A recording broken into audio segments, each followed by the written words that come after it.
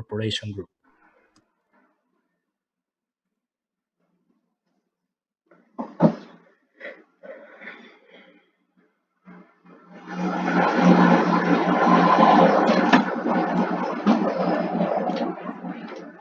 Hola a todos, ¿cómo están? Espero que se encuentren muy bien desde donde quiera que puedan pues entrar a esta plataforma a través de sus dispositivos móviles o a través de alguna computadora, algunos desde su oficina, algunos desde su casa, no lo sé. Pero me da mucho gusto que estén aquí, quiero darles la bienvenida y quiero agradecerles por este tiempo que nos están brindando para tomar este webinar. Como ya dijeron, mi nombre es Iván, mi apellido es Norberto, y de verdad que estoy muy contento de tenerlos por aquí, porque, pues como saben, para Medical es muy importante contar con estos espacios académicos, con estos espacios donde los expertos en ciertos temas de salud, en ciertos temas de ciencia, puedan venir a platicarnos sobre su experiencia y a compartir con nosotros sobre su experiencia. Como en este caso, donde tal cual como el título de nuestra presentación dice, la trombosis venosa profunda es una afección pues persistente, pero hoy tenemos a 3 personalidades muy importantes que nos van a hablar acerca de esto y también de cómo es que puede ser prevenible en el hospital. Así es que yo ya no les echo más rollo más que agradecerles que estén aquí y quiero dar paso a nuestro primer experto, al primer médico que nos acompaña para platicar acerca de este tema. Quiero dar paso al doctor Oscar Lomán. El doctor Oscar Lomán es angiólogo y tiene especialidad en cirugía vascular y endovascular. Es médico del staff de cirugía vascular en el Hospital Ángeles México. Es médico adscrito al servicio de cirugía vascular en el Hospital de Iste en Tacuba. Es socio también de este grupo que vamos a presentar posteriormente y tiene una maestría en ciencias médicas por el Instituto Politécnico Nacional. Adelante, doctor.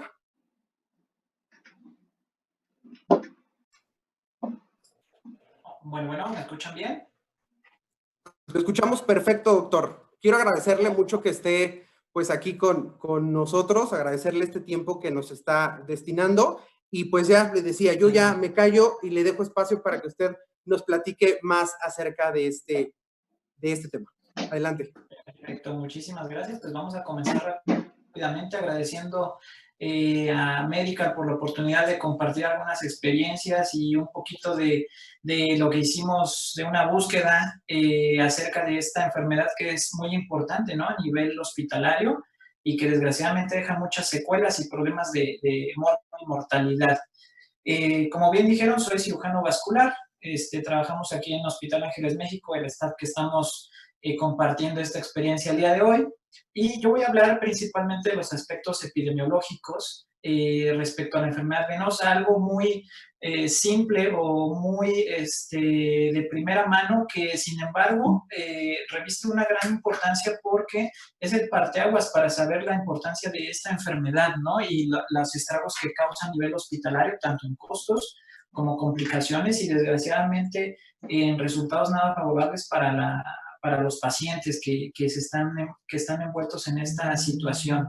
Empezando rápidamente con los aspectos epidemiológicos, el tromboembolismo venoso es la causa más frecuente de muerte prevenible en el hospital. Esto es una aseveración que es impactante. ¿Por qué? Porque desgraciadamente pasa de lado en muchas situaciones en las cuales estamos enfocados en un proceso séptico, en un proceso de falla cardíaca, en un proceso que es por el que inicialmente ingresa el paciente o por algún proceso quirúrgico, pero que se está gestando al mismo tiempo y que es lo que al final nos va a dar un desenlace fatal con complicaciones y con una estancia muy prolongada, ¿no? Ahora, se me regresó. Hablando de estadísticas, rápidamente vamos a hablar que en Estados Unidos hay 900,000 casos registrados anuales y en Europa una cifra un poquito mayor, hablando de tromboembolismo, ya sea a nivel de extremidades inferiores o embolismo pulmonar, y sobre todo se presenta en hombres. Cabe señalar que este tromboembolismo venoso pues, se clasifica en esas dos partes, ¿no? Y una generalmente es precedente de la otra, hablando de la trombosis venosa profunda, que es lo que prácticamente nosotros vemos en el trabajo diario. Vean estas cifras, cómo la incidencia, la prevalencia global en hospitalizados llega a ser de hasta el 26% de la enfermedad, el embolismo pulmonar, teniendo una mortalidad de hasta el 9% en las series que se registran de forma global y una incidencia anual de 1% en todos los pacientes hospitalizados. Tenemos poca estadística en México acerca de cómo se reporta el embolismo o el tromboembolismo venoso. La última revisión que analizamos habla, la reporta el doctor Ziegler en 2007, entonces es en el 96, perdón, con una casuística del Seguro Social, y hay otra de 2007 del Hospital Ignacio Chávez. De aquí recabo estos resultados, que en el 15% de las necropsias generales en estos centros se llegaron a presentar episodios de TEP que pasaron desapercibidos, y se vio que es causa directa de muerte en 25% de los casos y asociada a otras mortalidades, llamémosle trauma, llamémosle sepsis, llamémosle falla cardíaca, etcétera, se llega a presentar hasta en el 62%. Vean que son cifras desgraciadamente muy altas. Como hallazgo incidental se registran hasta en el 10% de los hospitalizados, y se sospechan solamente en el 18% de todos estos pacientes. Entonces es una cifra realmente de diagnóstico muy baja y una cifra de ocurrencia muy alta, por lo que vemos en cuanto a la prevalencia en hospital, ¿de acuerdo? La importancia oportuna de una detección oportuna, vean qué cifra tan importante. Sin una herramienta de tamizaje, hasta el 81% se presenta de prevalencia de esta enfermedad, y con tamizaje se llega a presentar hasta en un 10 a 18%. Entonces es bien importante siempre tener en mente, y ahorita vamos a ir respecto a los factores de riesgo para la ocurrencia de esta enfermedad, que tenemos que siempre tenerla en mente, sobre todo en pacientes críticamente enfermos, y esto lo estamos viendo ahorita con los pacientes que desgraciadamente están sufriendo por esta pandemia en la cual nos vemos envueltos.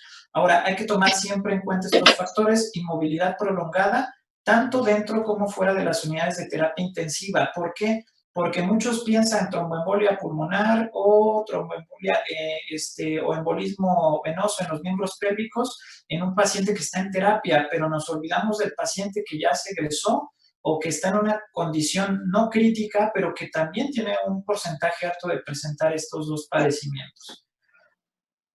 Respecto a eso, tenemos una escala de detección oportuna, que es el score de Caprini, que es el score que nosotros ocupamos habitualmente para la detección oportuna de este tipo de casos. Rápidamente, si vemos los factores que involucran el riesgo de padecer un tromboembolismo venoso, pues son muy parecidos, a lo cual vamos a ver más adelante, y cada uno tiene cierta relevancia o cierta importancia, tanto un valor de 1 para cirugía de menor, edad menor de 40 años, obesidad, edema en extremidades inferiores, hasta 3 o 5 factores, o lo equivalente a 5 factores de riesgo, con cirugías de artroplastia mayores, fracturas de cadera, pelvis o pierna,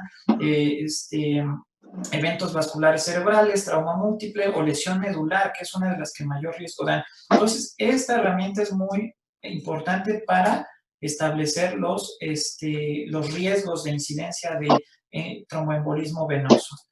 Ahora, importante rápidamente, y no lo quise dejar de lado, en los pacientes que están sufriendo los estragos de esta pandemia, ya se han visto reportes, sobre todo de esta ciudad donde inició todo, en Wuhan, donde hay una serie de 745 pacientes, y vean la prevalencia que se obtuvo de tromboembolismo venoso, de hasta el 46%, sobre todo en pacientes en estado crítico, en el 71% de casos, y la mayoría de estas trombosis se debían o se localizaban de forma distal en las extremidades inferiores, siendo sintomáticas o asintomáticas. Entonces vean cómo se incrementa el riesgo de estos procesos tromboembólicos asociados a esta pandemia. Esta estadística es al día de hoy, cómo están de casos activos, de muertes, lo que estamos presentando, pero vean cómo estamos en México, ¿no? Las cifras tan contundentes, más de 100,000 casos el día de hoy. Entonces, si hacemos cuentas con estas estadísticas y si supusiéramos que más del 65% va a tener un nivel de tromboembolismo en miembros inferiores o pulmonar, pues las cifras son muy altas, desgraciadamente. Ahora, hay cierta bibliografía que también comenta que en pacientes COVID y no COVID la incidencia del tromboembolismo venoso, vean, es un poquito más baja. Entonces, algo tiene esta enfermedad que está produciendo un incremento del riesgo del proceso tromboembólico. Por eso vamos a tomarlo mucho en cuenta. Los factores que se han determinado importantes para el desarrollo de esto: hospitalizaciones tardías o ya en un estado muy tardío de la enfermedad muy severa, o también que los recursos se volvieron escasos porque hay una alta demanda de pacientes en un periodo muy corto de tiempo. Y esto, desgraciadamente, retrasa diagnósticos y tratamientos, obviamente. En cuanto a los factores de riesgo, pues no me voy a detener mucho en esto. Vean esta escala: factores de riesgo para tromboembolismo, para trombosis venosa profunda, embolismo pulmonar, cirugía reciente, trauma, las neoplasias, enfermedad venosa previa. Hablando de múltiples factores que existen para la presentación del tromboembolismo venoso, hablando de estadísticas puramente, en cuanto a la edad, se dice que se dan 8 casos por cada 1000 en mayores de 80 años, o sea, la incidencia es alta. La inmovilidad va asociada hasta del 15% de incidencia en hospitalizados de 0 a 7 días, hasta 79% en hospitalizados de 2 a 12 semanas. Mientras más largo el periodo de inmovilidad, mayor el riesgo de embolismo. Los viajes se ven asociados con otros factores de riesgo, por eso le pusimos un asterisco. El tromboembolismo previo presenta un 26% de ocurrencia de un nuevo evento de tromboembolismo, y cuando hay recurrencia es en el 2 al 9% de la población general. Es decir, ya estamos viendo un paciente que tuvo una trombosis venosa previa y que no se dio cuenta. La malignidad, hasta en el 20% de los tromboembolismos, está asociado a malignidad de forma primaria, o dentro de los 2 primeros años que se detecta el embolismo, ya sea pulmonar o en miembros inferiores, va a desarrollar un cáncer. Y 1 de cada 200 enfermos de cáncer va a presentar tromboembolismo venoso, de cualquiera de los 2 tipos. Entonces vean que las estadísticas no están nada bajas, es algo muy prevalente y subdiagnosticado. Vean, en el caso del trauma, la incidencia va de 4 a 20%, dependiendo del centro que lo reporte. Va asociado a multitransfusión, cirugía compleja, larga, lesión medular extensa, o por solo la estancia pura, que es otro de los factores. Embarazo. Está registrado en algunas literaturas que hasta el 10% de las muertes maternas se ve asociada a tromboembolismo venoso. En general se presenta en el 7% de las embarazadas y hasta en el 23% de las personas que están en un puerperio, ya sea tardío o mediato. Entonces, cifras nada bajas. La terapia hormonal se ve asociada también a muerte o aumento de la mortalidad en pacientes con tromboembolia venosa, y también asociada a la utilización de anticonceptivos. Otros factores como el lupus, la enfermedad inflamatoria intestinal, la misma enfermedad venosa, vea cómo aumenta hasta 4 veces el riesgo de un tromboembolismo venoso. La tromboflebitis superficial, hasta 5 veces aumenta el riesgo, y asociado también a compresión externa de la vena ilíaca o atrapamiento de vena poplitea, se ve aumentados los riesgos de tromboembolismo venoso. Vean cómo las cifras no son nada bajas. Quiero dejar nada más esa reflexión para que en base a eso tomemos en cuenta todo lo que vamos a ver adelante en cuanto a fisiopatología, y sobre todo profilaxis y tratamiento temprano para disminuir estas cifras.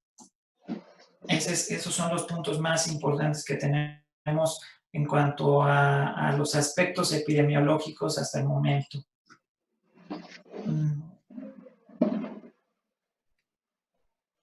Ok, entonces estamos con esto. Muchas gracias, doctor, por esto que nos acaba de compartir. Vamos a dar paso a nuestra siguiente ponente. Bueno, antes me gustaría decirles o invitarlos más bien a que porfa hagan sus preguntas en la parte de abajo de sus dispositivos o de sus computadoras.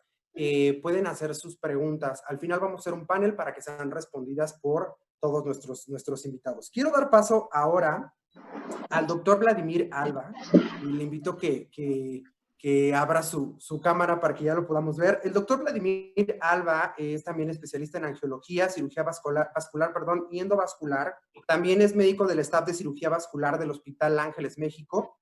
Es subdirector del SINPEP, que es algo de lo que también les vamos a platicar, y tiene una maestría en administración de hospitales por la UVM. Doctor, muchísimas gracias, de verdad, gracias por acompañarnos, gracias por darse este tiempo para compartirnos acerca de estos temas que nos generan pues ciertas dudas y que seguramente vamos a aclarar varias cosas. No le quito más tiempo, doctor, para que sea usted el que siga hablando con toda la gente que está conectada y le damos paso. Ok. ¿Sí me escuchan?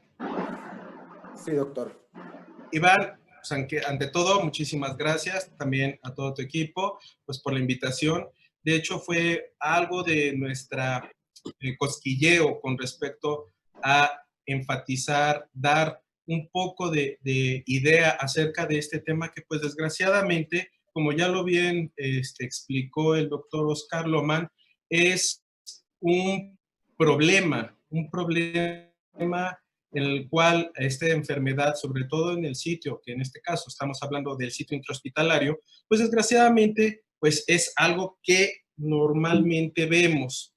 ¿Qué es lo que normalmente vamos a encontrar? La trombosis venosa profunda, lo sabemos, es una complicación de una obstrucción, en este caso un coágulo a nivel del torrente sanguíneo venoso, que lo que nosotros vemos es una oclusión, como lo pueden ver, y obviamente eso es lo que encontramos. ¿Qué es la importancia? De hecho, parte de nuestro trabajo ha sido intentar dar este énfasis a nivel intrahospitalario, porque bien lo explicó el doctor, hay una incidencia mayor. ¿Qué tanto? Cualquier paciente que esté hospitalizado puede tener entre 100 a 130 veces más posibilidad o riesgo de tenerlo. El 25% de las trombosis venosas profundas va a ocurrir en los pacientes internados o aquellos que han estado en el transcurso de días internados. El 80% desafortunadamente de estos pacientes va a estar asintomático a pesar de tener una trombosis. El 50-70% de los que sí son sintomáticos, desafortunadamente son pacientes que no han tenido un evento quirúrgico, que sí están internados, pero desafortunadamente por múltiples causas que vamos a ver, van a tener esa incidencia de una trombosis. Y lo más importante, que el 70% de este tipo de patología puede ser disminuida o eliminada con la profilaxis. Entonces, con respecto a esto es lo que vemos. Desafortunadamente son los pacientes que llegan con nosotros, pacientes que muchos ya saben, tienen la pierna hinchada, dolor, un aumento de temperatura y pues realmente lo que nosotros intentamos hacer, volver a presentar esa adecuada distribución o paso de la sangre a través del torrente venoso. ¿Qué vamos a ver? Bien lo decía Bishop desde el siglo XIX, la hemostasia es un delicado equilibrio entre el flujo sanguíneo, factores humorales y elementos celulares del sistema vascular. Desde hace mucho tiempo y obviamente con el advenimiento de toda la tecnología y la investigación científica, podemos darnos cuenta que tanto esas palabras que ya nos decía desde hace mucho tiempo Bischoff están todavía presentes. Esta tríada que obviamente la podemos ver en muchos estudios, en muchos libros, aún sigue vigente. La estasis venosa, lesión endotelial y hipercoagulabilidad. Aquí voy a hacer un énfasis de que voy a ser bastante visual, pero aquí lo importante es entender algo. La lesión endotelial, si lo vemos de manera más bioquímica, sabemos que va a tener en la parte de la capa interna a nivel de la membrana de los mamíferos una expresión de lo que es la fosfatidilcerina. Esta sustancia, en el momento en que se hace una lesión endotelial, como lo puede ser desde lo más simple, como una cateterización, una venoclisis, en este caso, como estamos viendo en el video, la colocación de un catéter central, son puntos, son factores que van a ocasionar que esto provoque una modificación a nivel intracelular y por lo tanto también provoque cierto grado de sistema procoagulador. Obviamente toda esta cascada de la coagulación, como ya lo sabemos, tiene que ver con la parte de la vía intrínseca, extrínseca, que todas antes del factor 10A están unidas. No nos vamos a recalcar mucho más en eso. Sí quiero que toda esta plática sea un poco más visual y que entendamos la importancia del por qué estamos haciendo esto. La estasis venosa, aquí hay dos puntos bien importantes que vamos a tener que tener en cuenta. Lo más clásico y lo que nosotros vemos todos los días es la enfermedad venosa, las varices. Como ya lo había dicho el doctor Oscar, desgraciadamente el simple hecho de tener una enfermedad venosa no tan vistosa, tan grave como lo podemos ver en este paciente, pero sí el hecho de tener varices nos va a elevar un porcentaje a tener un tipo de trombosis, en este caso una trombosis venosa profunda, entre de un 3 a un 6%.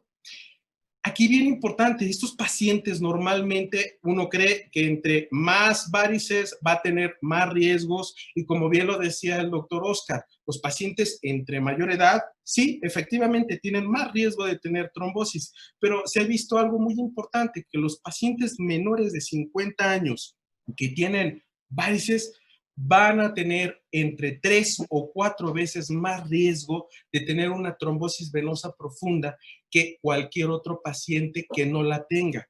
Esto, a diferencia, ¿y por qué me refiero a la edad? Esto va disminuyendo, digo, lo entendería normalmente, pensar que aumentaría, pero no, se va a estableciendo como un patrón casi igual y como toda la población, entre más edad tenga. Esto es, el mayor índice de trombosis por la edad es a partir de los 80 años, y sí, lo hay, pero es el mismo con una persona que tenga o no tenga trayectos varicosos de una manera casi imperceptible. El otro punto que es importante en cuanto a la estasis venosa es los pacientes inmóviles. Como pueden ver en la imagen de en medio, vemos a un paciente que está, en este caso, operado recientemente de un tratamiento quirúrgico ortopédico de la rodilla y podemos ver lo clásico de este tipo de pacientes. Una pierna que está 2, 3 veces mucho más grande de lo normal, la presencia de dolor, una piel roja, obviamente son pacientes que tienen mucho dolor y pues obviamente este punto de la inmovilidad, vamos a ver que principalmente los 3 primeros días son los más importantes, es donde va a empezar este tipo de acontecimientos, como es sabido en la mayoría de las veces a nivel de las venas musculares, que antes se llamaban sóleo, son las venas gastrocnémicas, lugar donde existe menos cantidad valvular y por lo tanto una mayor cantidad de estasis. Esto, como ya había dicho, los 3 primeros días son los más importantes. A partir de este tercer día va incrementándose la posibilidad de esta trombosis hasta llegar a un pico máximo a las 2 semanas próximas de la inmovilidad. Los pacientes que desgraciadamente tienen una intervención quirúrgica y que también tienen una relación importante con la inmovilidad son los pacientes ortopédicos y que desgraciadamente es el porcentaje mayor de los pacientes que desgraciadamente tienen una relación importante de trombosis venosa profunda y la enfermedad que en este caso se está teniendo. Algo bien importante, si ustedes me preguntaran, el simple hecho, ya sea estasis venosa, ya sea la parte de esta hipercoagulabilidad, la parte de lesión endotelial, son partícipes totalmente de realizar una trombosis venosa profunda, no. Desgraciadamente, como lo habíamos dicho, es un equilibrio, una hemostasis que se logra teniendo esas 3. Si una de estas no se llegara a tener, no es inclusive de tener una trombosis. ¿Por qué digo esto? Ha habido estudios, ha habido ciertos procedimientos que se hacen, obviamente, en animales, en los cuales demuestran esto. Porque si solamente pensáramos que una está provocar una trombosis, se ha hecho en conejos ligadura de yugulares por entre 3 hasta 30 minutos sin ver esto que proporcione un índice muy alto de trombosis venosa. También se ha puesto algunos otros factores, por ejemplo, en mandriles, de factor de necrosis, anticuerpos contra proteína C. Desgraciadamente, digo, obviamente no lo podemos hacer a nivel humano, pero esto pensando o simulando una sepsis y que afortunadamente no concuerda o no llega a realizar por el simple hecho de tener una trombosis. La otra parte de esta triada de Virchow es la hipercoagulabilidad. Ya nos había hablado un poquito algo el doctor Oscar acerca de los factores de riesgos. Es una lista en general, pero voy a hablar acerca un poco de estos factores que nos van a interesar principalmente los pacientes que están intrahospitalarias. El embarazo. El embarazo, como es sabido, pues llega a tener cierto índice de aumento. ¿Por qué? Porque durante el embarazo se va a aumentar el factor inhibidor del plasminógeno, el PAI-1, se va a aumentar el factor 8, el von Willebrand, y va con esto a llevar hasta 6 veces un riesgo mayor para trombosis venosa profunda. De la misma compresión que va a generar el producto a nivel de la cava es otro factor que nos va a dar cierta disminución de la movilidad a nivel del sistema de vascular venoso. En general, vamos a tener una relación de un 16% en aquellas personas que tengan trombosis venosa profunda y que estén relacionadas con algún tipo de embarazo. El periodo más importante durante el embarazo es en el tercer trimestre, donde se empieza a incidir de manera más habitual las trombosis venosas profundas y principalmente en la época del puerperio. ¿Cuál es la característica o cuál es la persona, la mujer que va a tener más incidencia? Es aquella puérpera que obviamente tenga mayor edad, más de 35 años, que ha interrumpido la lactancia y que tiene hipertensión. Este es un foco muy importante donde vamos a tener una alta posibilidad de una trombosis. Obviamente, muy relacionado con eso es el uso de los hormonales. Como lo sabemos, el estrógeno es un factor procoagulante. De hecho, algunas o generaciones más bien, de hecho la tercera generación de hormonales, se ha visto una relación bien causal de trombosis venosa profunda con lo que es la mutación del factor Leiden, aumentando hasta un 30% o 30 veces más la trombosis venosa profunda. También se sabe que el estrógeno a dosis de 50 microgramos o más va a aumentar la posibilidad de trombosis venosa profunda. No estoy diciendo que otros no ocasionen esto, pero sí disminuyen un poco más conforme las generaciones de estos hormonales van progresando. La neoplasia. La neoplasia, como sabemos, el cáncer es un factor sumamente predecible de una trombosis. De hecho, para nosotros, dependiendo del factor o el grupo etario que nosotros estamos tratando y que tiene una trombosis de primera vez, tenemos que valorar si no tiene algún tipo de trombosis. Los pacientes mayores de 60 años de edad que llegan o se ingresan por primera vez y los vemos sin ningún antecedente que tenga alguna relación con una trombosis, hay que descartar alguna tumoración. De hecho, se sabe que de todos los pacientes con trombosis venosa profunda, entre un 10 a un 30% tiene un tumor que aún no ha sido reconocido. Y de hecho, de un 5 a un 10%, después de la trombosis venosa, va a aparecer el sitio del cáncer hasta 1 o 2 años después. ¿Cuáles son los factores que en los pacientes con cáncer va a ocasionar este factor protrombótico? Factores tisulares, factor procoagulante del cáncer, factor 10, activador de la proteasa de cistinemia o de cisteína, y aquellos pacientes que también van a tener más alto riesgo de trombosis relacionado a cáncer son aquellos pacientes que están en quimioterapia. Obviamente la quimioterapia va a ocasionar cierta lesión endotelial y entre más tiempo pueda estar esta quimioterapia, más riesgo va a ser el que tengamos de una relación de trombosis venosa profunda.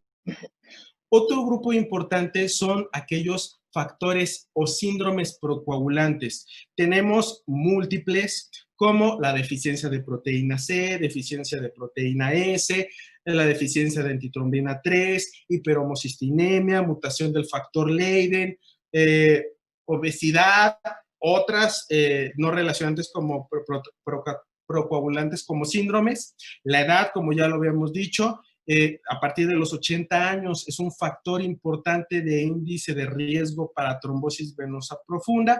De hecho, a partir de los 30 años, este índice, conforme va pasando el tiempo, va aumentando hasta ser 30 veces mayor a los 80 años. Esto, pues obviamente la edad, pues va a ser secundario a este estado protrombótico que va a tener el envejecimiento. Ahora, otro grupo que es bien importante y pues, lo saqué de todo lo que habíamos visto antes, son las cirugías.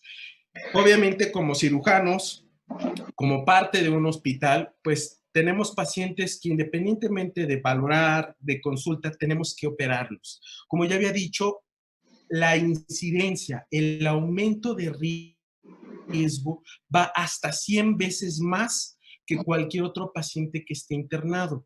De hecho, se ha avanzado tanto en esto y se ha estudiado tanto hasta tener marcadores específicos para aquellos pacientes que están en cirugía o que se acaban de operar tengan un índice, como lo es el fibrinógeno marcado con yodo 125. Obviamente esto es más anecdótico y ilustrativo que realmente que sea económicamente viable, pero es importante tenerlo en cuenta.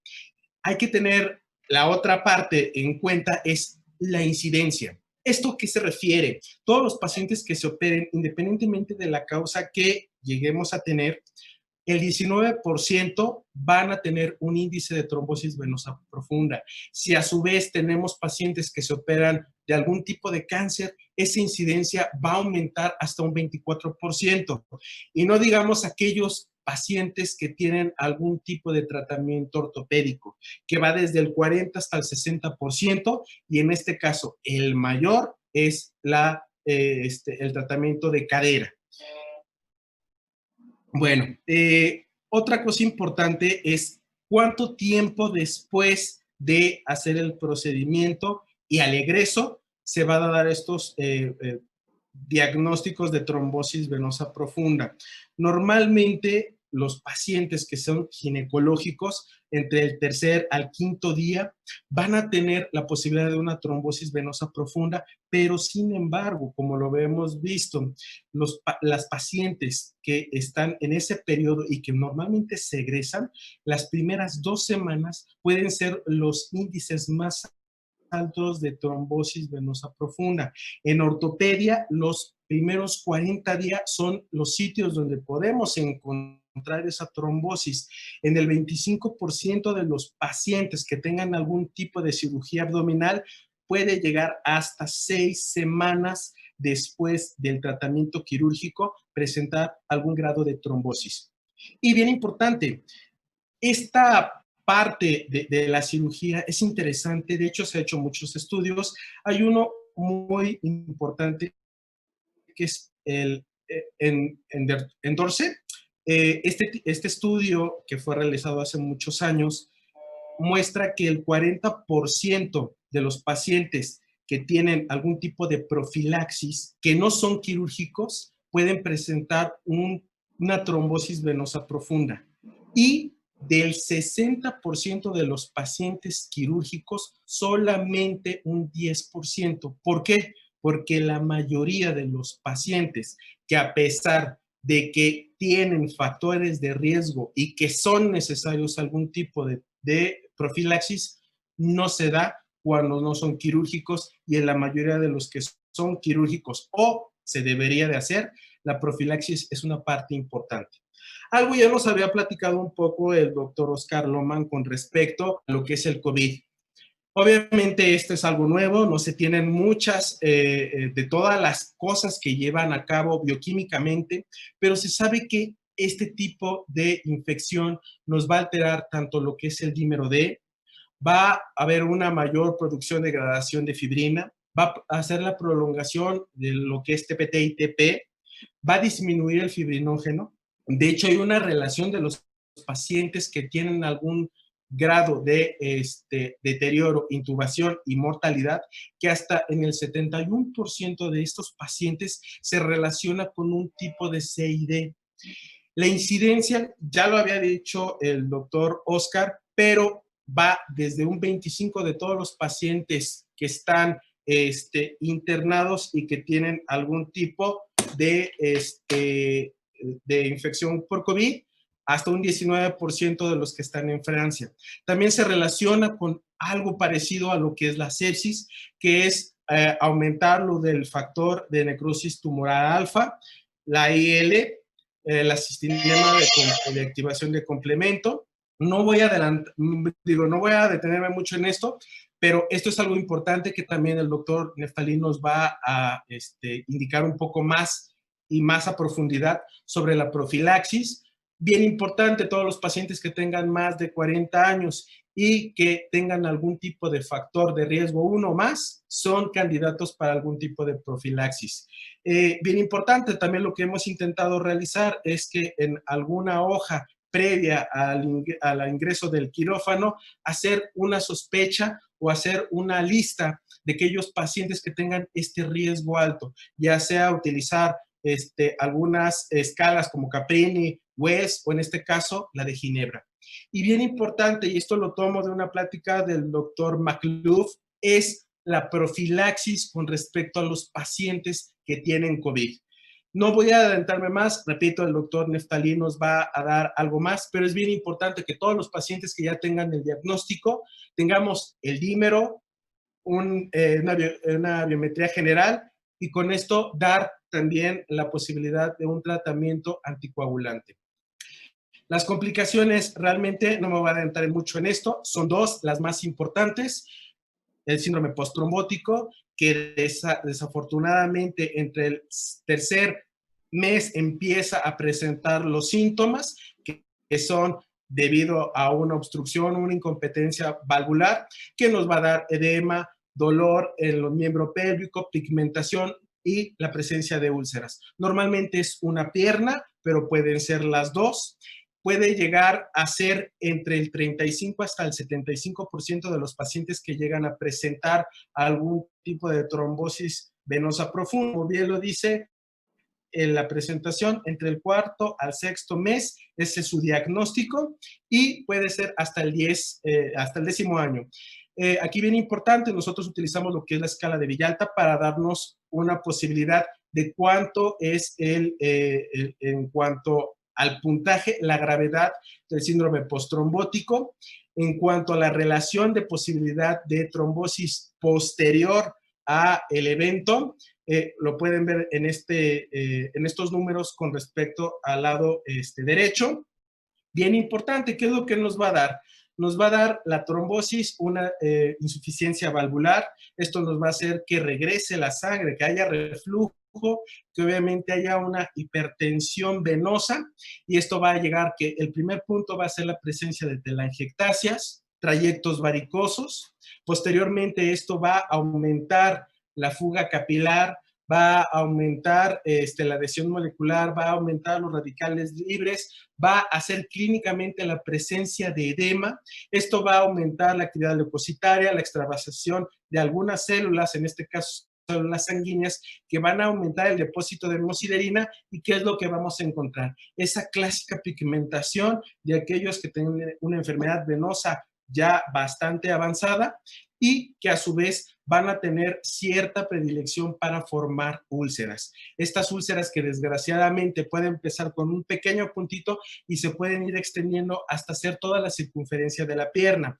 Y obviamente, pues como ya lo había dicho, la relación más importante es la hipertensión. Normalmente la pierna tenemos entre 80 a 100 milímetros de mercurio, cada vez que caminamos disminuye, y aquí lo importante y que nosotros tenemos que valorar, los pacientes que ya tenemos con algún tipo de enfermedad venosa, si nos preguntan, ¿sirve la compresión? Sí. Más adelante nos va a hablar algo el doctor, pero lo que necesitamos es una compresión en decúbito o acostado al paciente de por lo menos 15 milímetros de mercurio, no el uso de las venas blancas. Eso no sirve para nada.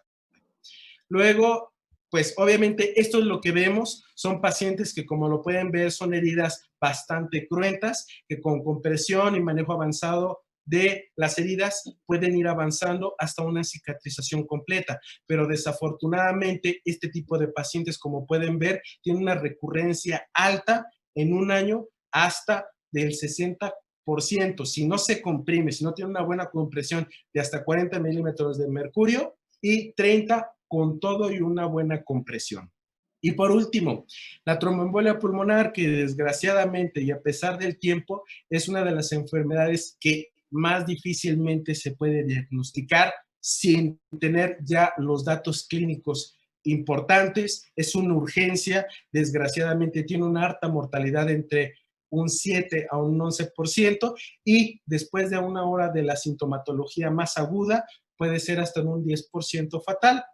Obviamente, antes se utilizaba mucho y bajo lo que es el índice de Miller, que era más por tomografía, diagnosticarla como masiva, submasiva. Ese término, de hecho, ya no se utiliza y nada más se ve como alta probabilidad de mortalidad, mediana probabilidad de mortalidad, y como pueden ver, para el diagnóstico de esto, sí utilizamos el hecho del tomógrafo y lo más importante, esta es una tomografía de un paciente que desafortunadamente lo vimos, tuvo una trombosis bilateral bastante extensa. Como pueden ver en estos sitios, podemos ver todo lo que son los trombos en todos los lóbulos y como pueden ver ya en una angiografía, el medio de contraste no pasa.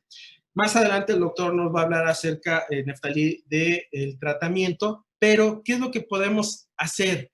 Con un buen tratamiento, un buen diagnóstico, llegar a encontrar este tipo de trombosis y poder salvar al paciente. Esto ya es con un resultado endovascular y como pueden ver, el paciente afortunadamente pues sobrevivió y está para contarlo.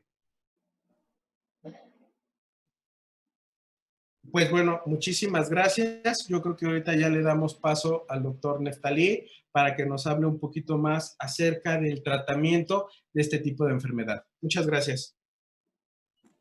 Perfecto, doctor. Muchas gracias a usted por acompañarnos y por darnos este tema tan interesante.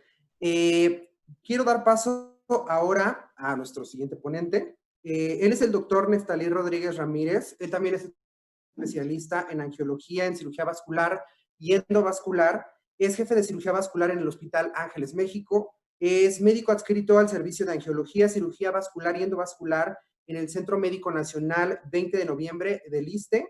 Es profesor de posgrado, es director también del Centro Integral de Manejo y Prevención de Enfermedades Vasculares y presidente de la Asociación Mexicana de Pie Diabético. Así es que, doctor, con mucha experiencia y quiero darle paso y por favor abra su cámara para que podamos escuchar este tema y lo que usted tiene que complementar sobre todo esto que nos han estado compartiendo anteriormente. Muchísimas gracias, doctor, por acompañarnos. Muchísimas gracias por estar aquí.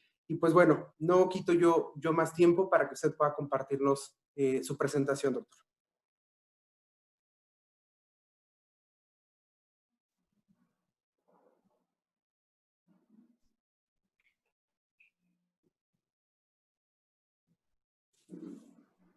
Bien, gracias por la invitación a Cardinal Health. Gracias por la oportunidad de platicar con todos ustedes a través de esta nueva tecnología. Nueva para mí, seguramente muy conocida para muchos de los que son más jóvenes que yo y que de alguna manera nos hemos visto obligados a ir modificando la situación esta de entender nuevas tecnologías para poder seguir tratando de transmitir parte de la experiencia de lo que hacemos y cómo lo hacemos. En realidad, como ya lo comentaron mis compañeros, mis amigos, la trombosis venosa profunda es una patología extremadamente común en México y en todo el mundo. El tratamiento ha ido variando con el tiempo y se ha ido estableciendo como una pauta muy precisa para los pacientes que realizan una trombosis venosa profunda.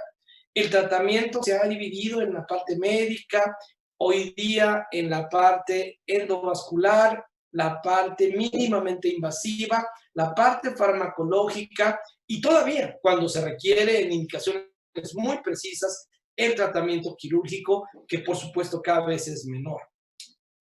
De todos es sabido que la mayoría de los pacientes con trombosis venosa profunda se van a tratar con anticoagulación sola. Esa es la parte más importante de esto de inicio.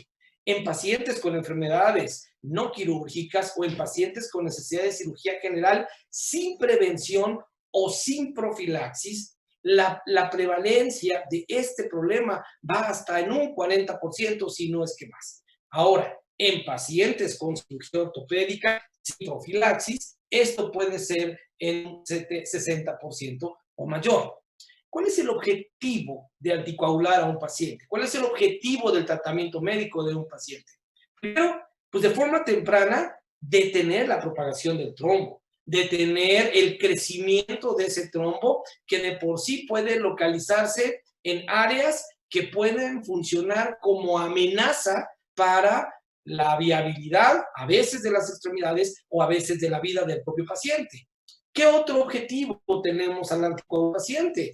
Minimizar el riesgo de embolización, minimizar el riesgo temprano y tardío de una trombosis venosa profunda recurrente por ese daño endotelial del que ya les habló el doctor Alba y que se genera con un mínimo o con una mínima agresión a la vasculatura venosa y que va a generar cambios hematológicos agudos importantes y que de alguna manera pueden favorecer una trombosis o una retrombosis.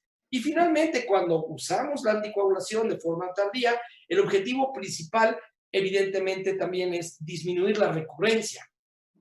¿Cuál es el antecedente más importante de esto? Bueno, desde 1960 en Lancet, Barrett y Jordan publican el primero y más importante estudio que demostró la importancia de la anticoagulación terapéutica en los pacientes con trombosis venosa profunda. Este ha sido considerado el artículo con el mayor impacto asociado al salvamento de vidas que están asociadas a este problema. Este es un análisis interesante que se divide en 6 pasos de cómo podemos entender el tratamiento médico de nuestros pacientes con trombosis venosa. Evidentemente, hay que hacer una evaluación del riesgo. El paciente que tiene una trombosis venosa profunda que va a ser anticoagulado contra la posibilidad de que exista un sangrado. Hay que discutirlo con el paciente. Hay que hacer varias cosas de manera general con todos los pacientes. Hidratarlos bien, ver la posibilidad de que deambulen tempranamente, etcétera, etcétera.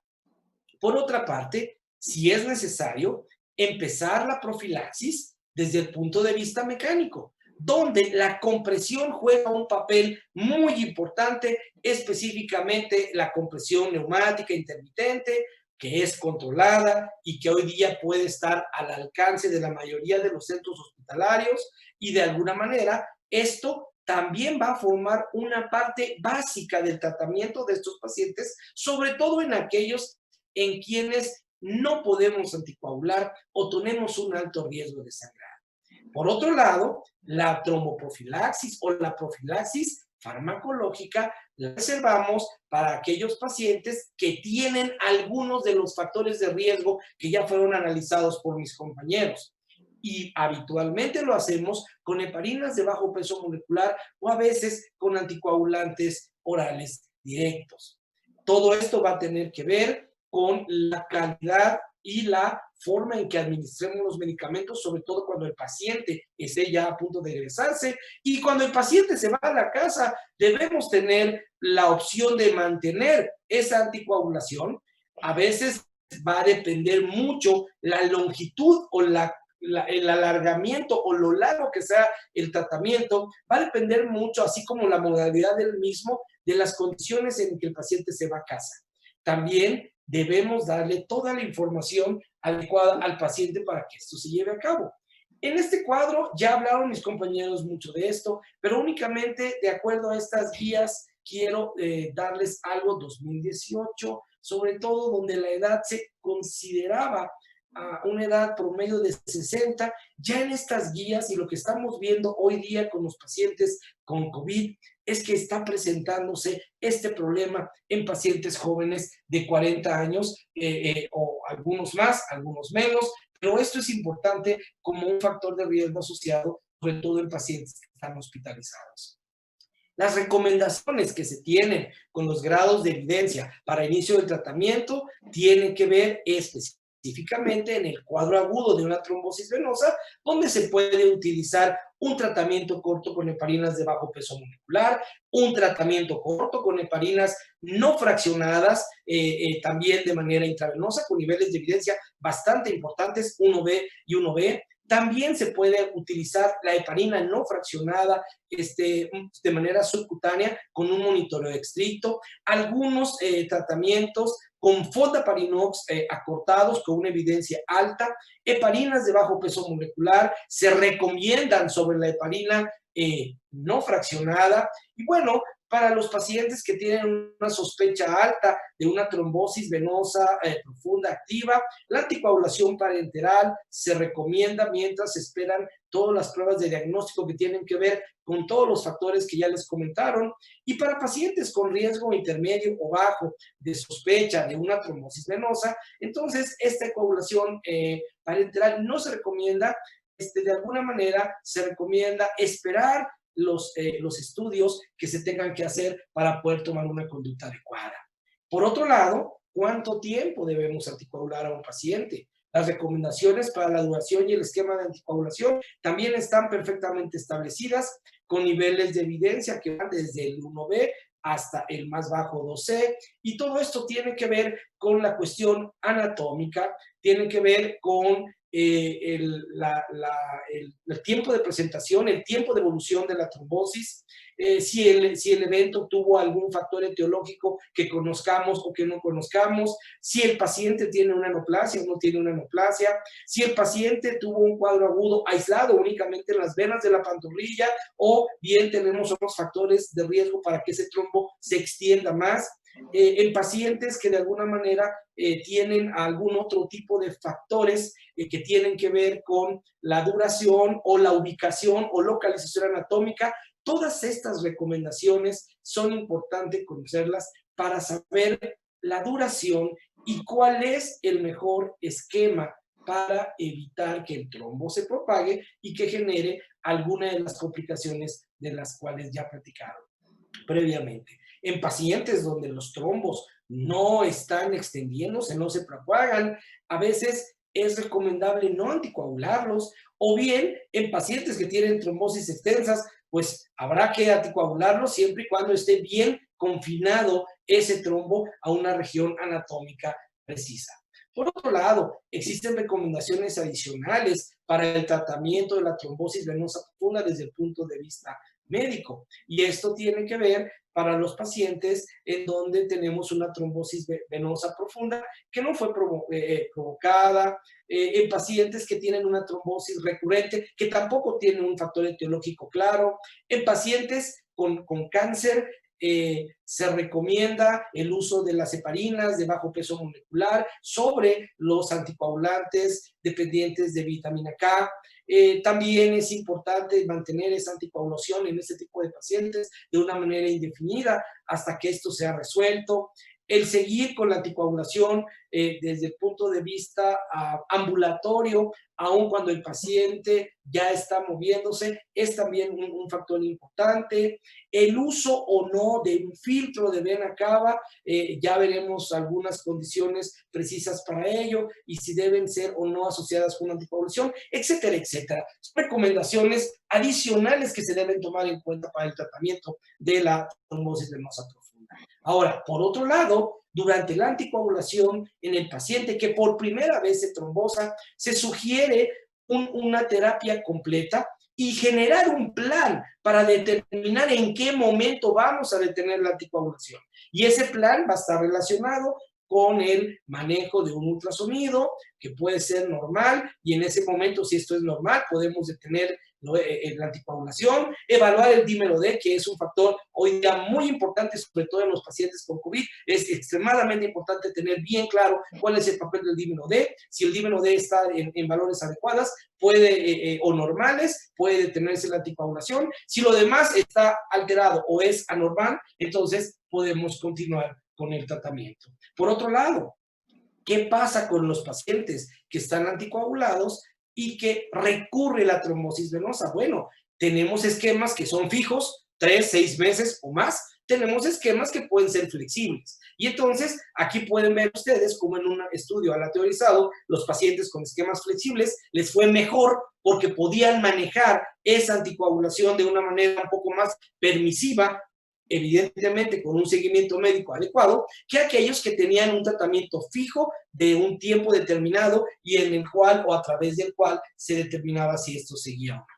Esto es interesante porque ya les hablaron de la parte de fisiopatología, pero en esta imagen yo les dejo únicamente los diferentes tipos de anticoagulantes y los diferentes puntos donde trabaja cada uno de los anticoagulantes, hablando de la vía intrínseca, de la vía extrínseca o de la vía común. Y ahí tienen ustedes que algunos van a generar puntos blancos para trabajar, algunos van a estimular o van a generar cofactores que van a permitir que el efecto anticoagulante se dé de manera adecuada. Algunos otros van a retroalimentar vías o algunos van a inhibir algunas sustancias, elementos o moléculas de estas cadenas que son las que de alguna manera van a dar el efecto correcto con el uso de estos medicamentos.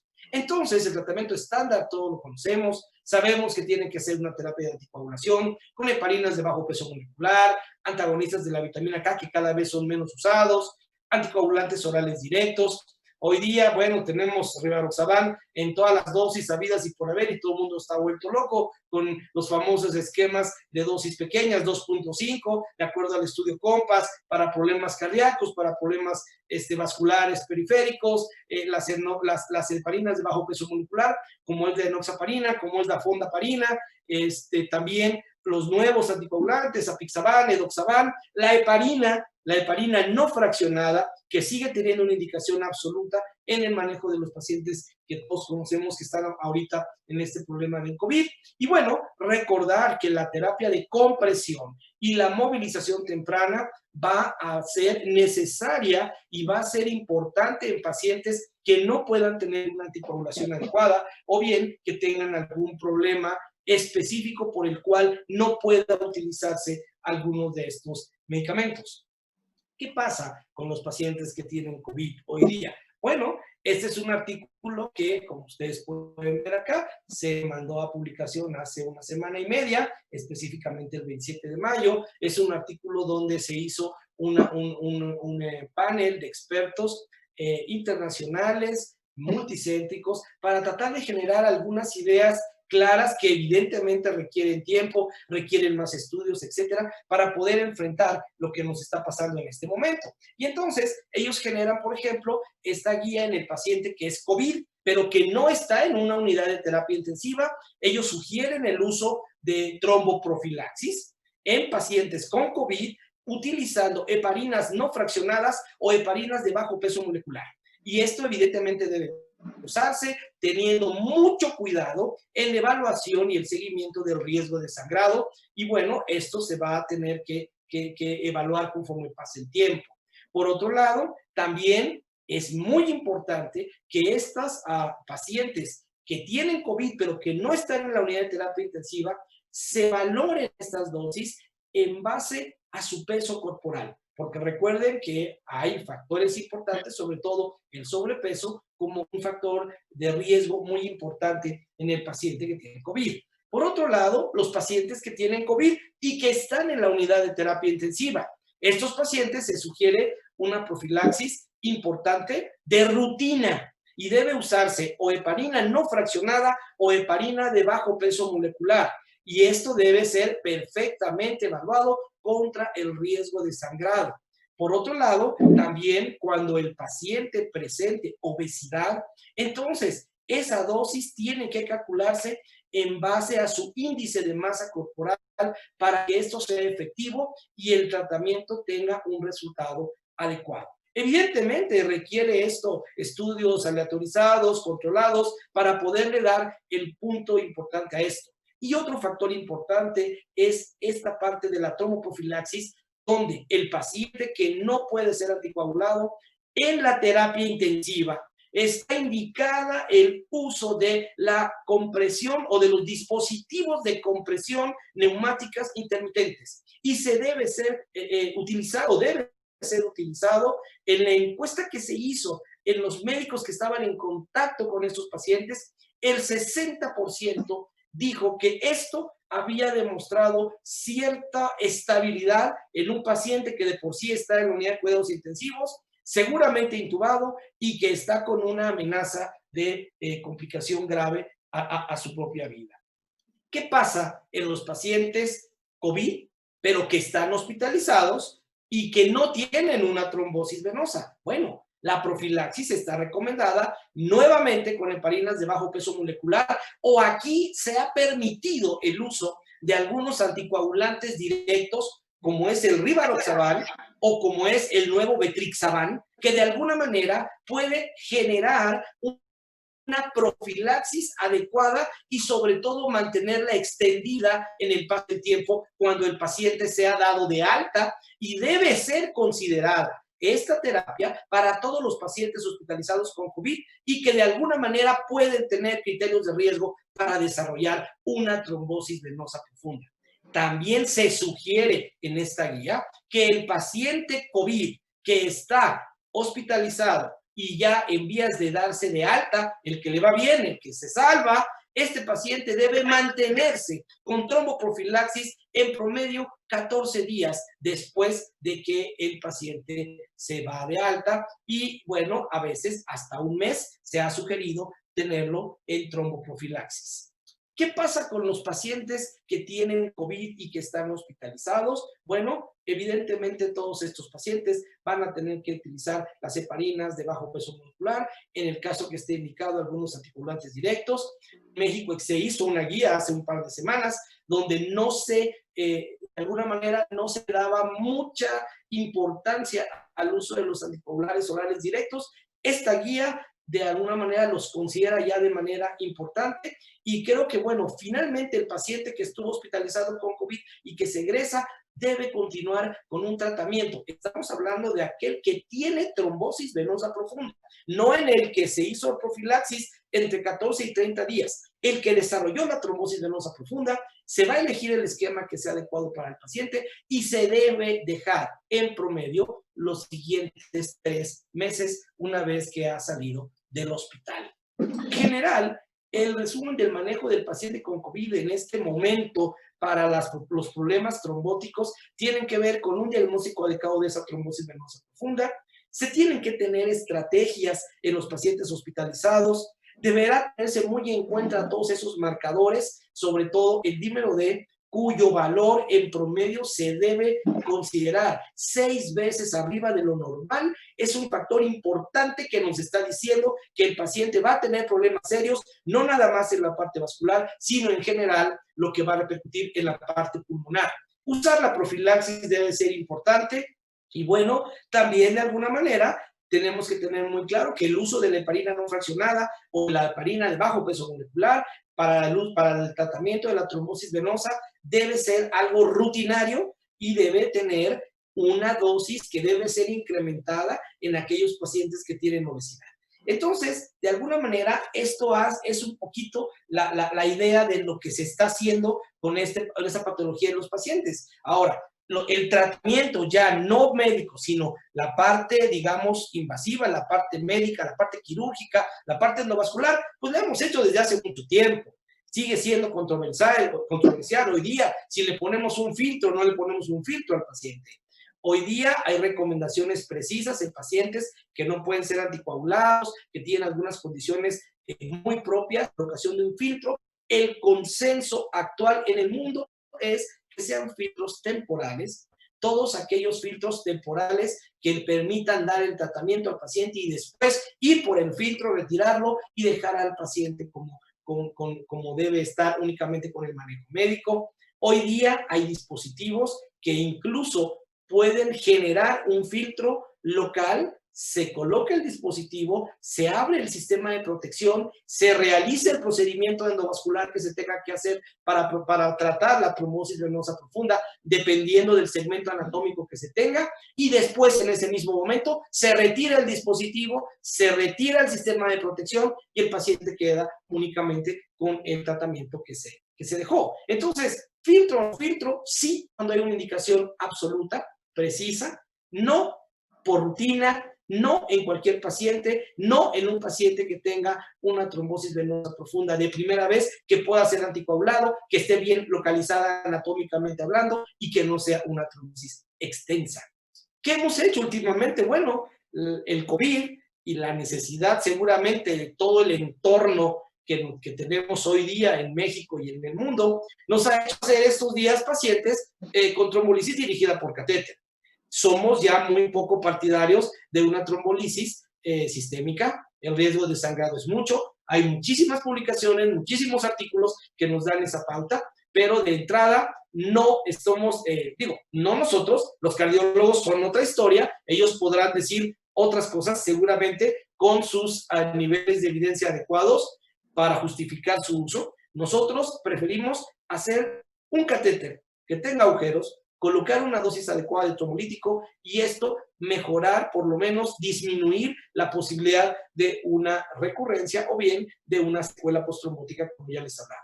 La trombolisis dirigida por catéter sigue siendo una opción para nosotros viable, válida. Estos días, estos meses de COVID, creo que, si no me acuerdo, hay 3 o 4 pacientes que hemos tenido que tratar con un catéter dirigido en este tipo de condiciones. Trombolisis farmacomecánica, hay muchos sistemas en el mercado. Este fue uno de los que empezamos a usar de manera inicial ya hace muchos años. El Angiojet es una opción, no se recomienda en pacientes COVID. Y esto por muchas razones que tienen que ver desde el estado propio del paciente hasta la situación de pronóstico de los pacientes COVID que tienen este tipo de complicaciones. Otro de los sistemas que utilizamos es una trombolisis farmacomecánica potenciada por ultrasonido. Tenemos mucha experiencia con esos sistemas, nos gusta mucho. Tampoco lo hemos usado y no se recomienda en pacientes COVID por sus mismas condiciones. Son pacientes ya extremadamente graves que tienen muchas comorbilidades y que esto generaría una complicación mayor, entonces no lo usamos. Y bueno, de alguna manera, esta es la evidencia del uso de estos dispositivos. Un estudio que se publicó hace un par de años, ya año y medio, donde se comparó la anticoagulación solita contra el uso de estos dispositivos. El resultado en este estudio es que fue igual, no muchos de acuerdo con esto, otros muy de acuerdo con esto. Está en vías de presentarse la segunda parte de este estudio. Esperemos una vez que haya terminado esto, que esto podamos dar un poco más de información al respecto, pero bueno, esta es una de las situaciones que tenemos. Y finalmente, como conclusión, pues todos sabemos que estamos en una época de cambios, modificaciones y de nuevos aprendizajes. Aprendizajes incluso para mí hasta poder compartir una plática con ustedes por estos medios electrónicos. Evidentemente los protocolos nuevos requieren una curva de aprendizaje.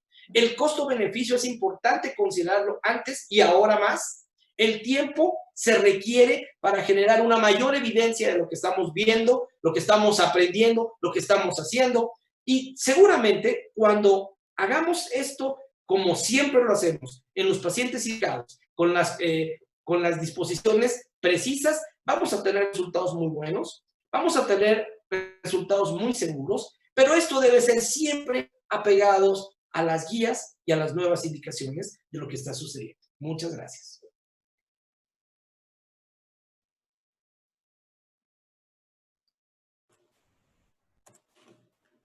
Muchas gracias a usted, doctor. Muchísimas gracias por compartirnos esta información. Vamos a comenzar y lo vamos a hacer de manera muy rápida, el panel donde podamos tener a nuestros 3 ponentes, a los 3 expertos que nos compartieron en esta ocasión. Vamos a irnos muy rápido y justamente en lo que vamos prendiendo sus cámaras, me gustaría darles 3 avisos muy rápido a todos nuestros espectadores. Primero, hablarles acerca del Centro Integral de Manejo y Prevención de Enfermedades Vasculares, que es donde están este grupo de médicos, de este grupo de expertos que hoy se presentaron con nosotros, que justamente es este grupo de profesionales certificados, altamente preparados, que brindan atención e información para la prevención y tratamiento de patologías de origen del sistema circulatorio. Vamos a dejarle los datos y toda la información. Me parecía muy importante decirla, doctor, porque hay muchas preguntas, muchas de carácter personal. Tenemos un poquito más de 200 espectadores en este momento, de profesionales de la salud interesados en este tema, y justamente hay varias preguntas que son de carácter personal. Por eso me parece muy importante dejar aquí sus datos, sus redes sociales, por si quieren contactarlos, ya sea por algún tema profesional o también por algún tema personal. Otra cosa que quiero decirles rápidamente antes de que pasemos a la sesión de preguntas y respuestas es que nos veremos por acá también el próximo 11 de junio a las 6 de la tarde con un tema que se llamará hernioplastia inguinal abierta, laparoscópica o robótica. ¿Cuál es mejor?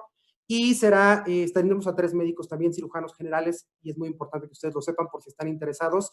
Nos sigan en nuestras redes sociales, estén atentos con su representante de ventas, etcétera, para que puedan participar también de este webinar. Ahora sí, de manera muy rápida, doctores, me gustaría pasar entonces a la sesión de preguntas y respuestas.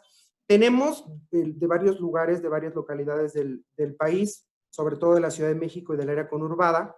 Fíjense, la primera pregunta que tenemos aquí es, desde su punto de vista, ¿qué factor de la tríada de Birkhoff está aumentando en el COVID-19 y cuál sería la profilaxis o tratamiento adecuado? Bueno, aquí lo más importante, perdón que tome la palabra, pero bueno. Adelante, doctor. Bien importante, y es algo que tenemos que tener en cuenta, y es lo que les decía, como tal, no es un solo de los factores que realmente está desencadenando una trombosis.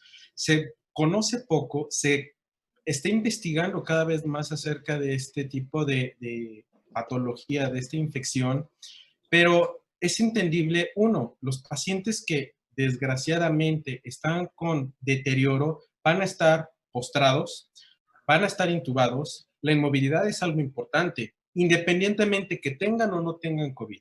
Dos, el proceso que es, como lo decía, como una sepsis. De hecho, también lo refería, se relaciona hasta cierto punto con una CID, que eso va a ocasionar a nivel de que lo que es la parte intravascular, que sea como una lesión, que sea un proceso inflamatorio donde el factor de necrosis tumoral, interleucina 1 estén elevados. Realmente, si me preguntan esto, creo que las dos principales, que es la lesión endotelial aunado a la estasis, son las más importantes que ahorita, digamos que suponemos, bien importante, suponemos que se relacione con lo que es el proceso del COVID.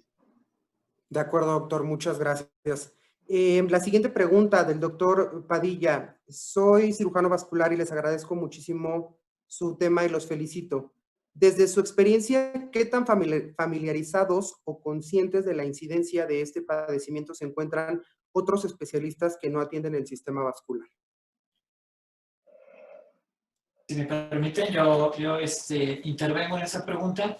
Es bien interesante porque en nuestro mismo hospital vivimos esa experiencia. Lo que hemos identificado que pasa no es el desconocimiento de la enfermedad como tal por los demás especialistas, ya que en cada área, cada quien tiene bien establecidos los factores de riesgo para un evento tromboembólico, llámese en la terapia intensiva, en el área de ginecobstetricia, en el área de cirugía general. Lo que creemos que falta es una interrelación entre dichos servicios. Actualmente lo que estamos tratando de hacer en este hospital es se vean de forma integral los pacientes, no solo que ya presentan un evento tromboembólico, sino que presentan factores de riesgo. Por eso esta plática es muy importante, porque los números no mienten, la incidencia es muy alta, la prevalencia es alta. En enfermedades emergentes como la del COVID no va a ser la excepción y también se está presentando de esa misma forma. Por eso hay que tomar mucha atención de los factores de riesgo. Y creo que respondiendo a esa pregunta, lo que hace falta es la interrelación entre los especialistas, entre las áreas diversas, para establecer una estrategia de detección temprana, de descarte temprano también, y si es que se tiene, se trate de forma inmediata. Como bien vemos, por ejemplo, en COVID no hay protocolos que tengan una solidez que solo el tiempo va a dar en base a volúmenes de pacientes. Pero se tiene ya cierta pauta de tratamiento para poder disminuir o dar mejores resultados. Yo creo que lo que nos haría falta, así como en su momento cuando se vieron que había muchas infecciones asociadas a catéter, muchas complicaciones y que se empezaron a hacer clínicas de catéter, lo mismo, que se desarrollen centros de tratamiento de trombosis, porque en base a números, pues eso es costo, es tiempo de hospitalización, es secuelas, morbilidad. intra y extrahospitalaria que finalmente son de mucha importancia, ¿no? Muchas gracias, doctor. Yo quisiera nada más agregar a esta intervención del doctor Oscar. Bien lo comentó, afortunadamente hemos tenido la posibilidad de que tanto por ustedes como del mismo hospital tengamos esa iniciativa para tratar de hacer lo que nosotros estamos buscando y llamando un hospital libre de trombosis, que efectivamente sí es concatenar a todas las especialidades, pero principalmente creo que parte de esta pregunta se responde con no solamente los especialistas son los que deben de saber. Desafortunada o afortunadamente, no solamente somos los médicos, quien realmente también está en contacto son enfermería, personal técnico, que desafortunadamente hay veces que ellos tienen la primera vista del paciente desde que se canaliza, desde que puede provocar durante esa misma canalización por factores propios del paciente una flebitis, una trombosis venosa superficial y que sea el primer punto para pensar en un riesgo. Desafortunadamente, si no le damos también esa importancia a todo el gremio, tanto médico como también partícipe de la salud de los pacientes, vamos a ver deteriorado como dice el doctor Oscar, esta clasificación, este diagnóstico ante todos los hospitales. Muchas gracias, doctor. Perfecto. Ahora les tengo esta otra. El doctor Garduño nos dice muchas felicidades por la presentación. En su experiencia y con lo que han investigado, en su opinión, ¿qué porcentaje de cirugías en un hospital deberían de utilizar compresión vascular intermitente? De alguna manera, esto es una pregunta extremadamente importante. Yo creo que hoy día va a ser complicado y vamos a modificar o hemos modificado mucho nuestros protocolos de valoración previa de los pacientes que se van a operar por la causa que sea. Todo mundo, creo, salvo la mejor opinión de mis compañeros que nos ven, nos escuchan, o los que están aquí presentes, que vamos a tener que tener un paciente que vamos a operar de lo que sea con una prueba de COVID. Eso es lo primero. En segundo lugar, difícilmente vamos a intervenir a un paciente que no sea algo extremadamente urgente, que no haya tiempo para otra cosa, obviando el uso de la profilaxis.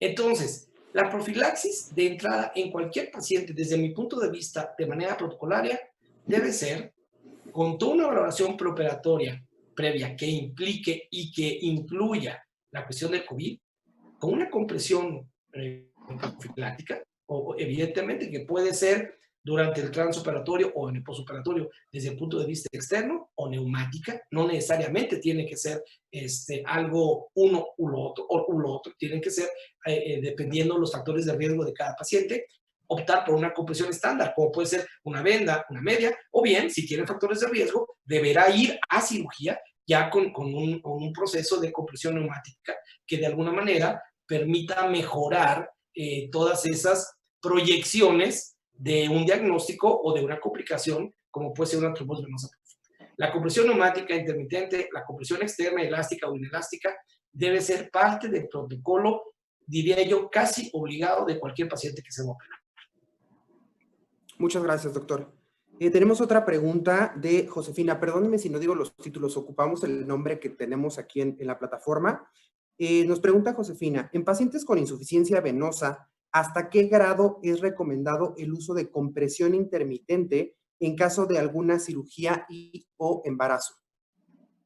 A ver, aquí la parte bien importante, el simple hecho de tener un grado de enfermedad venosa crónica es un factor predisponente para una trombosis.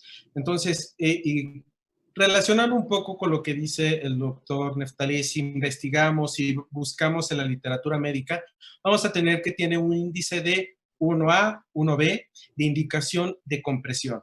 Bien importante, o sea, va desde lo más arcaico que utilizaban el uso de vendas de las blancas, las clásicas que conocemos en las piernas de los pacientes, que desafortunadamente, pues obviamente depende mucho de la persona que realiza esta compresión. Normalmente lo que ocasiona es que ciertas secciones de la piel se lastimen, se corte la piel y que realmente no dé una compresión, como yo les decía, por lo menos de esos 15 milímetros de mercurio, que lo que nos va a proporcionar va a ser una media de compresión graduada, totalmente diferente a esas blancas.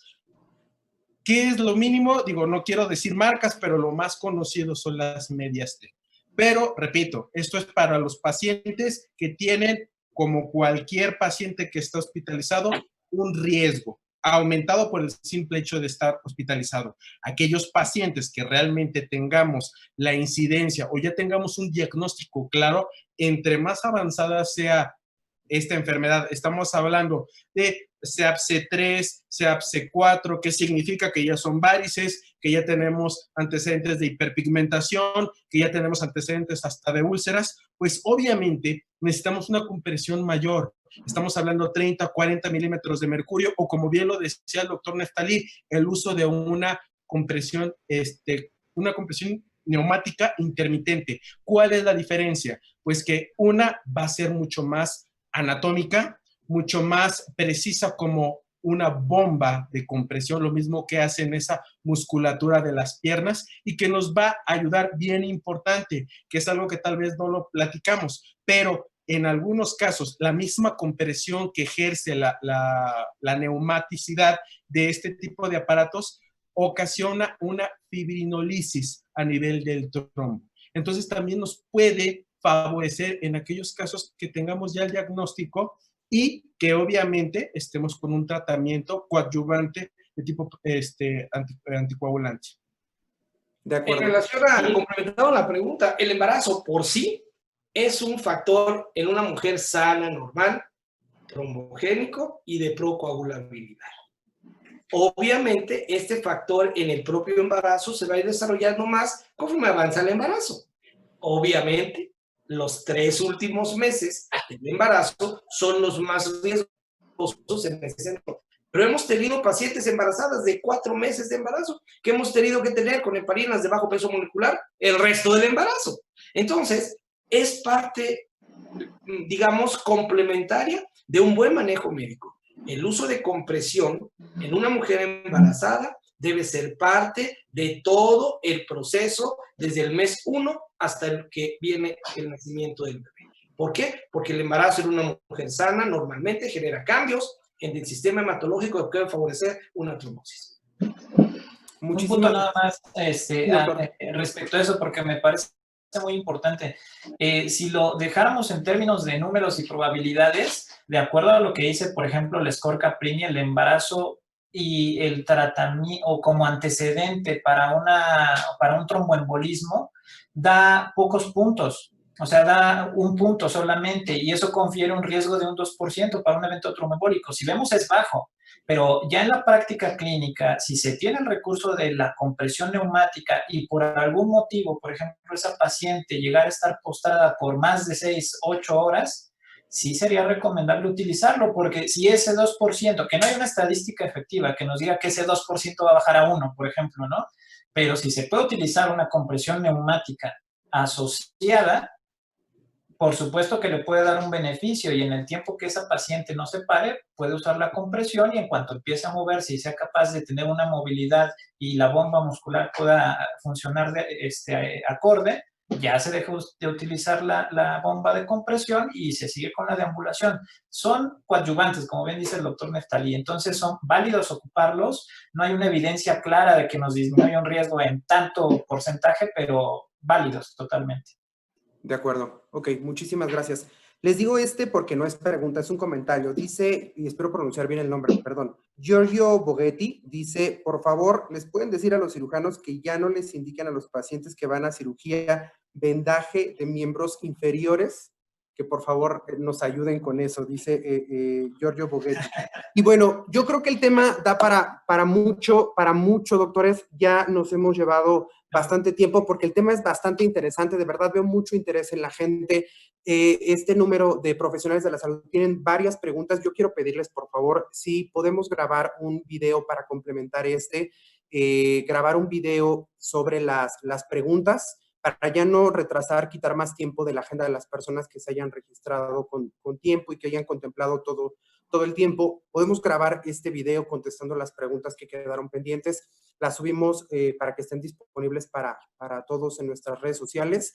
Y les agradezco de verdad muchísimo, muchísimo, doctores, a nombre de Medical Corporation, este espacio que nos dan, este tiempo que nos dedican para la educación, porque al final esto es, a pesar de que es este compartir conocimiento, compartir experiencias, pues Medical siempre ha estado muy preocupado porque tengamos este espacio para poder compartir, justamente que los expertos como ustedes vengan y compartan con nosotros y con otros expertos este conocimiento y estas experiencias. Así es que de verdad estamos muy agradecidos. A nombre de la licenciada Jennifer Schutz, que es nuestra directora general, quiero darles las gracias por este tiempo que nos dedicaron y pues nada más eso. Al contrario, gracias. Gracias. Gracias a todos. Hasta luego.